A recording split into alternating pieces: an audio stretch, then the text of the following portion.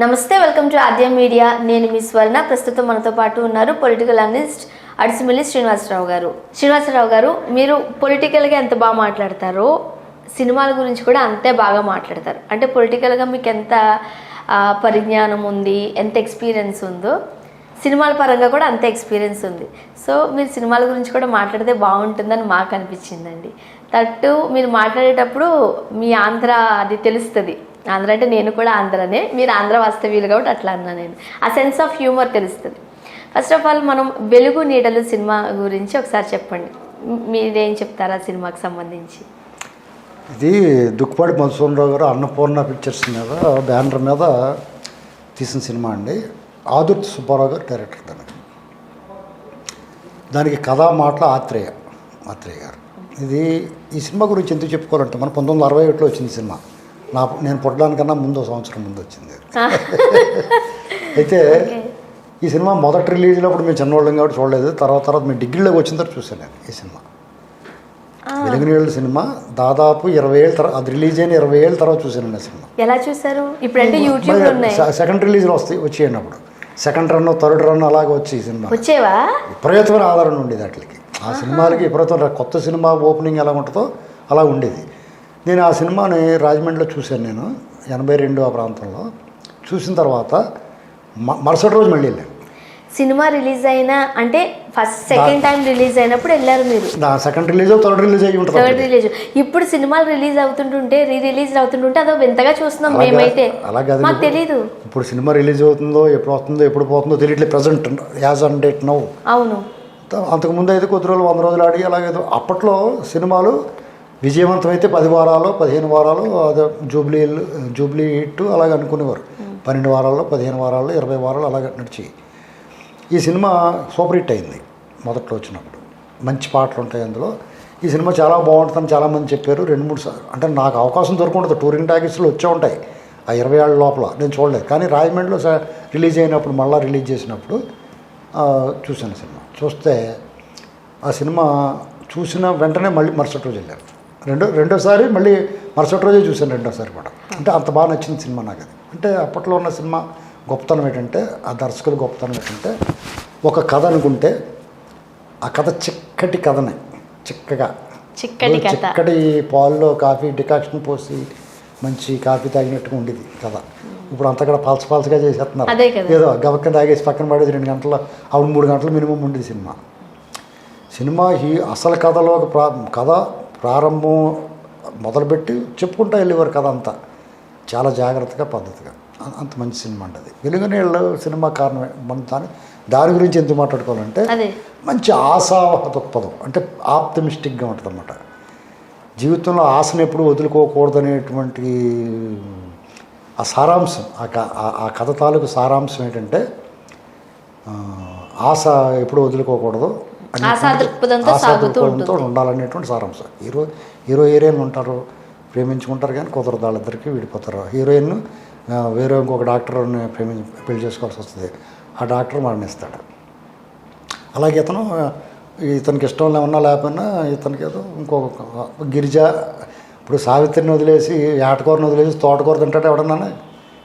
ఏటకూర ఉందనుకోండి, ఏటకూర అంటే మాసం మేక మాసం, అదో పక్కననే తోటకూర ఓ పక్కన పెట్టారు. ఇంకెవడన్నా ఏం చేస్తాడు, నాన్ వెజిటేరియన్ ఏట మాసమే తింటాడు. కానీ ఈ సినిమాలో హీరో ఏం చేస్తాడో గిరిజను పెళ్లి చేసుకోవాల్సి వస్తుంది. అంటే సావిత్రి గారు ఏటకూర అయితే గిరిజ తోటకూర. అంటే మన ఎక్స్పెక్టేషన్ ఎలా ఉంటుంది, సావిత్రి నాగేశ్వరరావు గారు ప్రేమించుకుంటారు. ఆ ప్రేమించుకుని వాళ్ళిద్దరు పెళ్ళి అవుతుంది, కథ నడుస్తుందేమో అనుకుంటాం. ఇందులో మలుపులు ఏంటంటే వాళ్ళిద్దరికి వివాహం జరగదు. ఆవిడ వేరే వాళ్ళని చేసుకుంటుంది, ఈయన ఇంకొకళ్ళు చేసుకోవాల్సి వస్తుంది. తర్వాత నాగేశ్వరరావు గారికి గిరిజకు బిడ్డ పుడతాడు. ఆ బిడ్డని ఆవిడ ఇది ఒక హ్యూమన్ ఎమోషన్ ఉంటూ ఉంటుంది. ఇక్కడ మనం చెప్పుకోవాల్సింది డైరెక్టర్ మనల్ని ఒక కథ చెప్తున్న తీరు ఎక్కడా కూడా మనకి బోర్ కొట్టదు, విసుగు రాకుండా ఆ కథలో మనల్ని తీసుకెళ్ళిపోయి కూర్చోబెడతాడు. ఆ కథలో మనమే ఉన్నాము, అది అందులో భాగమైపోతాం మనం. కాబట్టి మనకి ఎక్కడా కూడా జరుగుతున్నది మన ఎక్స్పెక్టేషన్స్కి మించి ఉంటుంది. ఒక్కోసారి మనం ఎక్స్పెక్ట్ చేసినా కానీ మనం దాన్ని ఆహ్వానిస్తాం. ఇలా జరిగితే బాగుండు అనుకుంటాం, అలా జరిగినట్టు మంచి చాలా ఆనందం ఉంటుంది. ఆ టైపు ఎమోషన్స్ ఉంటాయి అసలు సినిమాలో. అప్పట్లో సినిమాలు ఎలా ఉన్నాయి అంటే ఒక మంచి ప్రబోధ గీతం ఉండేది స్టార్టింగ్ సినిమాలో. ఏదో కల్చరల్ ప్రోగ్రామ్ కాలేజీలో కల్చరల్ ప్రోగ్రామ్ కిందో లేదంటే ఒక జానపద గీతమో ఇంకా వేరే చోట ఏదో ఒక జానపదులు పాడు వీధి నాటకం కిందో అలా ఒక ప్రబోధ గీతాన్ని పెట్టేవారు. అలాగే ఇందులో రాజసులోచన గారు నర్తకిగా పాడబోయి భారతీయుడు అనేటువంటి ఒక పాట ఉంటుంది. చాలా అద్భుతమైన పాట ఇది. శ్రీశ్రీ గారు రాశారు. ఇందులో పాటలన్నీ శ్రీశ్రీ గారు రాశారు. అసలు శ్రీశ్రీ గారు కొన్ని పాటలు అసలు ఆయన కళ నుంచి వచ్చినాయి అంటే మనకి గుండెలకు హత్తుకుని లోపల గూడు కట్టేసుకుంటాయి అన్నమాట. అంత గొప్పగా ఉంటుంది ఈ పాట పాడబోయి భారతీయుడు అనేటువంటిది. ఇవాళ దాదాపు ఆ సినిమా వచ్చి 60 ఏళ్ళు అయిపోయింది. 62 ఏళ్ళు 62 ఏళ్ళు అయిపోయింది సినిమా వచ్చి. ఇవాళ ఉన్న పరిస్థితుల్ని ఆ పాటలో వాళ్ళు రాశాడు.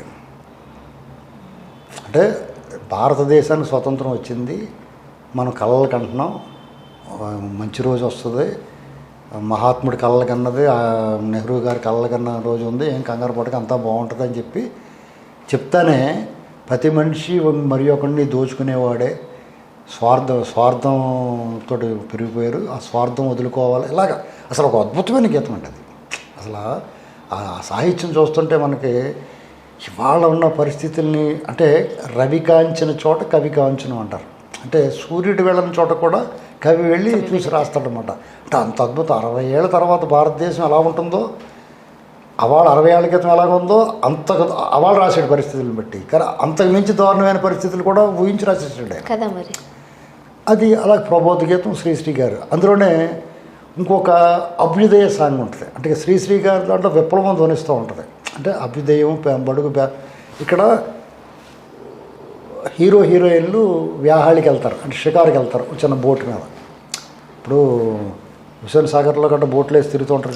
అలాగే ఒక బోట్ మీద షికారుకి వెళ్తే అందులో ఓ రంగయ్యో పూల రంగయ్యో పొద్దువాలు పోతుంది తొందరగా నడవయ్యో అని ఒక పాట ఉంటుంది.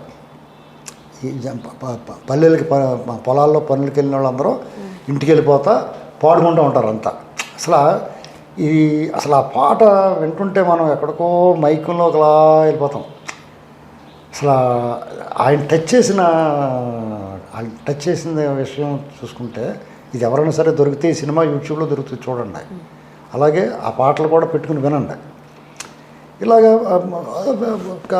కారణాంతరాల వల్ల వాళ్ళు వివాహం చేసుకోవడం కుదరదు. తర్వాత జగ్గయ్య ఇంట్లో వాళ్ళ తమ్ముడికో ఎవరికో ట్యూషన్ చెప్పడానికి వెళ్తుంది ఈ హీరోయిన్. వెళ్ళినప్పుడు ఆవిడ చేసుకుందామని పెళ్లి చేసుకుందాం అంటాడు. చేసుకోవాల్సి వస్తుంది. ఇక్కడ నాగేశ్వరరావు గారు ఏమో గిరిజన పెళ్లి చేసుకుంటాడు. ఇక్కడ జగ్గయ్య గారు ఏదో కారణాంతరంలో పోతాడు. సావిత్రి విధవరాలు అవుద్ది. అయిన తర్వాత తను ప్రేమించిన వ్యక్తి, ఇప్పుడు సాధారణంగా నిజమైన ప్రేమ అంటే ఏంటి, తను ఎవరినైతే ప్రేమిస్తారో వాళ్ళు సుఖంగా ఉండాలని కోరుకుంటారు. ఇప్పుడంటే నన్ను కాదందరూ బాబు ఇది నాశనం అయిపోవాలని కోరుకుంటారు. లేకపోతే నాకన్నా భయంకరమైన తాగుమూత ఏదో దొరకాలని కోరుకుంటారు. ఇప్పుడు కూడా ఉన్నాయి కదా జనరల్గా. ఇప్పుడు మీరు ఉన్నారనుకో, సపోజ్ చెప్తున్నాను, మీరు లవ్ చేసిన వాడితో మీకు పెళ్ళి అవ్వలేదనుకో, ఆడికి బ్రహ్మ రాక్షసులు ఏడు రావాలని కోరుకుంటారు. అలాగే ఇంకొకటి ఎవడన్నా ఆడు లవ్ చేసిన అమ్మాయి ఆడి కాదుందనుకో, ఆడి తాగుపోతే ఏదో పోరంబోకి ఏదో రావాలి అని జనరల్గా ఇన్స్టింక్ట్ అలా ఉంటుంది. నిజమైన ప్రేమలు ఎలా ఉంటుందంటే వాళ్ళు సుఖంగా ఉండాలని. సినిమాల్లాగానే అప్పట్లో అలాంటి కోరికలు, సమాజ పరిస్థితి అలా ఉండేది. ఇప్పుడు ఎలా బయట సమాజం అలాగ ఉంది, సినిమాలు అలాగ ఉన్నాయి, సమాజం కూడా అలాగ ఉంది. అది వేరే కథ. ఆ సినిమాలో చెప్పుకుంటే ఈయనకి బాధ వస్తూ ఉంటుంది, దుఃఖిస్తూ ఉంటుంది. ఇతను రేడియోలో పాటలు పాడుతూ ఉంటాడు నాగేశ్వరరావు గారు. అందులో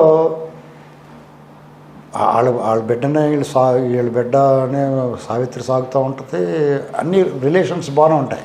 కానీ ఆవిడ వర్రి ఉంటుంది కదా, ఆ వర్రి చూసి ఇందులో ఒక అద్భుతమైన పాట ఉంది శ్రీశ్రీ గారు రాసింది, ఫర్ ఎవర్ గ్రీన్. అంటే ప్రతి ఒక్కరికి ఇన్స్పిరేషనల్గా ఉండే సాంగ్. ప్రతి ఒక్కళ్ళు ఆ పాట సాహిత్యాన్ని అర్థం చేసుకుని ఆకలింపు చేసుకుని తన జీవితంలో అన్వయించుకోవాల్సిన ఒక పాట ఉంది. ఏంటంటే కల కానిది విలువైనది, బ్రతుకు కన్నీటి దారుల్లోనే బలి చేయకు. అంటే కల కానిది విలువైనది, నిజం, ఇది నిజం, చాలా విలువైనది ఇది. ఈ బతుకు నిజం. కళ వేరు, బతుకు వేరు, నిజం వేరు. ఇప్పుడు మనం బతుకుతున్న బతుకు నిజం. దీన్ని కన్నీటి దారులలో బలి చేయకంటాడు. అసలు ఎంత గొప్ప సాహిత్యం అండి అది. అసలు ఆ పాట వింటుంటే అందులోనే గాలి వీచి పూల తీగ నేలవాలిపోగా జాలి వీడి అటులే వదిలివైతువా చారదీసి నీరు పోసి చిగురింప చేయవా. అంటే మన కళ్ళ ముందు ఓ పూలతో కింద పడిపోద్ది, అది వెళ్ళిపోకుండా నీళ్ళు పోతాం కదా మనం, ఏదో కరగట్టి ఏదో కడతాం, వదిలేం కదా. అలాగే నీ జీవితం కూడా వాడిపోయింది, ఏదో జరిగింది, అయినా సరే అంత మాత్రం చేత నువ్వు నీ బతికే వ్యర్థం అని అనుకోకూడదు కదా. అలాగా చెప్పుకుంటూ వస్తూ ఉంటాడు. అలాగే అగాధము జలనిధిలోన ఆణిముత్యం ఉన్నట్లే శోకాన మరుగున దాగి సుఖం ఉన్నది. దాని అర్థం ఏంటంటే తెలుసా అండి, అగాధము జలనిధి అంటే సముద్ర గర్భంలో అగాధం అంతులేని లోతు ఉంటుంది. అక్కడ మనకు ముత్యాలు దొరుకుతాయి, రత్నాలు దొరుకుతాయి, బోళం సంపద దొరుకుతుంది. అలా ఉన్నట్లే శోకం, నువ్వు ఎంత దుఃఖిస్తే అంత సంతోషం కలుగుతుంది, నీకు రిలీఫ్. దుఃఖించిన తర్వాత ఒక రకమైన లోపల బరువు విడుదలైపోతాయి. కాబట్టి శోకాన మారుగున దాగి సుఖమున్నది అంటే ఎంత గొప్ప వరడ ఫ్రేమింగ్ అండి, అసలు ఎంత గొప్ప భావన. కవి హృదయాన్ని మనం కాళ్ళతన పెట్టాలనిపిస్తుంది. ఇది ఏది తనంతట తాను రాదు, వచ్చింది వచ్చినట్టుగా యాక్సెప్ట్ చేయాలి అన్నట్ట. ఏది మనం కోరుకున్నట్టుగా ఏం జరగదు, ఏది తనంతట తాను జరగదు, అది జరగాల్సింది జరుగుద్ది అనేటువంటిది చెప్తా. శ్రీశ్రీ గారు రాసిన ఈ పాట ప్రతి ఒక్కళ్ళు ఇన్స్పిరేషనల్గా తీసుకోవాలి.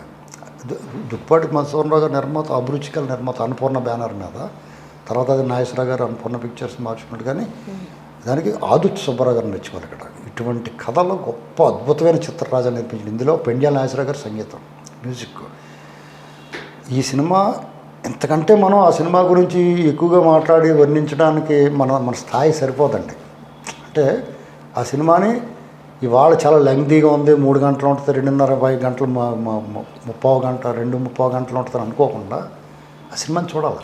టైటిల్ దగ్గర ఎండ్ వరకు చూస్తే ఒక రకమైన రిలీఫ్ కలుగుద్ది బ్రెయిన్కి, మనకి. ఒకవేళ పూర్తిగా కంటిన్యూగా చూడలేకపోయినా ముక్కల కిందనే చూడొచ్చు ఎవడన్నాను. అంటే ఈ సినిమా నేను దాని ప్రమోషన్ ఏం కాదు, ఆ సినిమా ఇప్పుడేం రిలీజ్ అవ్వట్లేదు, దానివల్ల వాళ్ళకి కానీ ఎవరికి ప్రయోజనం ఉంటుంది. కానీ ఇప్పుడు నేను చెప్పిన దానివల్ల ఇప్పుడు వరకు ఆ సినిమా గురించి తెలియని వాళ్ళు ఎవరైనా ఉంటే ఆ సినిమా చూడటం వల్ల వాళ్ళకి ఒక రకమైన మానసిక ఆనందం కలుగుతుంది. ఇదే సో మంచి సినిమాల గురించి మనం మాట్లాడుకుందామండి. సో ఒక మంచి సినిమా వెలుగు నీడల గురించి చెప్పారు. Thank you so much.